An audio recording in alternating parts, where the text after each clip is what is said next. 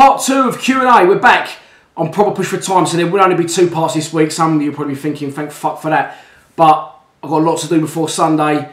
There'll be a pre-match prediction up tomorrow. Also, keep your eye for me and Mini-Me tomorrow morning on Soccer AM in the audience. Ruler 25, it's a question slash rant, I think. It's about time the chairman put his hand in his pocket and give Harris a couple of million to splash on signings, regardless if we go up or not.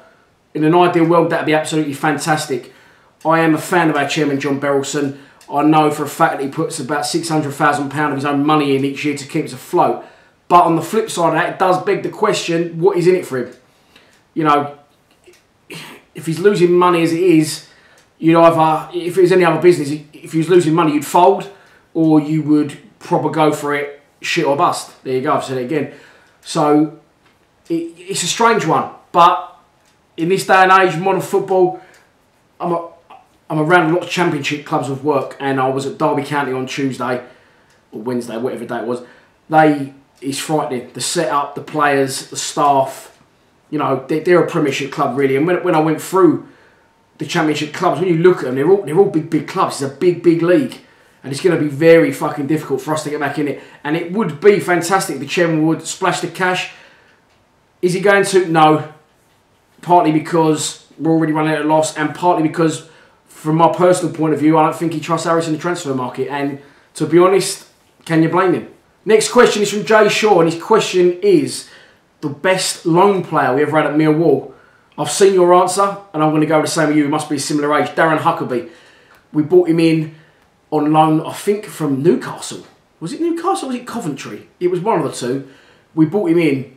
He was unbelievable. He just take the whole team on by himself, and why he wasn't playing a better standard, I don't know. Went on to play for Man City, but Jimmy Nicol brought him in, I believe, and Nicol was, you know, he's a hero for bringing him in. But what I actually heard was that he got the opportunity to sign him before he brought down Dare, Crawford, and the other Wallies, and he said, no, I've got someone better than all them boys. I'm bringing them all down from Scotland. So, but yeah, Darren Huckabee, yeah, we've had Harry Kane, we've had a few good loanees, but for me, Darren Huckabee was an absolute cut above the rest. Sam McFarlane, will Harris still be in charge if we don't make the playoffs? I think he will be. I'm not slagging him off here, but he does talk a very good game, Harris. He talks very well. And I heard a bit of the after-dinner speech at the end of season 2, and he put it across very well that we was on course for where we should be this season. He said, you know, we was aiming for the top 6, top 2 at a push, and we've achieved our target. So I think he speaks well. I think he puts his point across well to the board, and they buy into that. But also I believe that the board are happy with where we are in our existence now. I think they've accepted we're a League One club, and if we get anything else out of this division, it's a bonus. Jay Adams, oh God. Why do I not like Fergie? Well, first thing I'll say is I don't know Shane Ferguson. I'm sure he's a lovely, lovely kid. He gave me mate his shirt last week, so fair play to him for that. But I just don't rate him as a footballer, and it frustrates me to see him play football. He doesn't carry himself like a footballer. He doesn't do anything that a footballer should be good at. He's got no aggression. Doesn't seem to have much, might be speaking out to much personality, much go in him.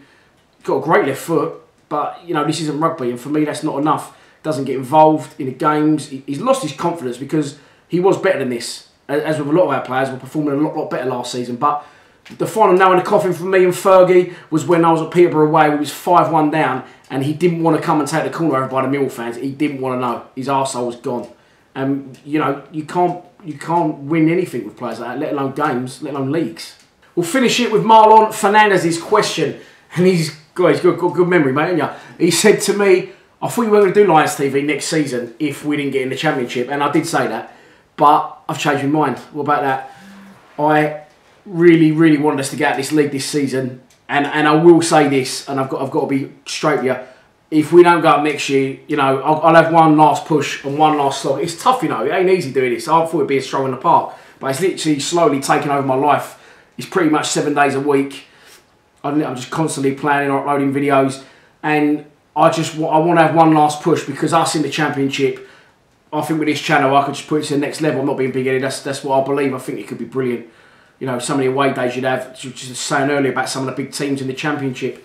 All right, you've lost Newcastle, now it's a shame, but you could have Sunderland, you could have probably Middlesbrough, Aston Villa, Norwich, Fulham. You could have some massive games, massive away days. So I'll give it one last year if we don't go out this year, and then if not, all good things must come to an end. Well, that's your lot. I'll see you tomorrow for a pre-match prediction. If you don't watch that, I'll see you in Bristol. All or nothing. 9 months balls down to this. Please subscribe to Lions TV. Come on, you Lions.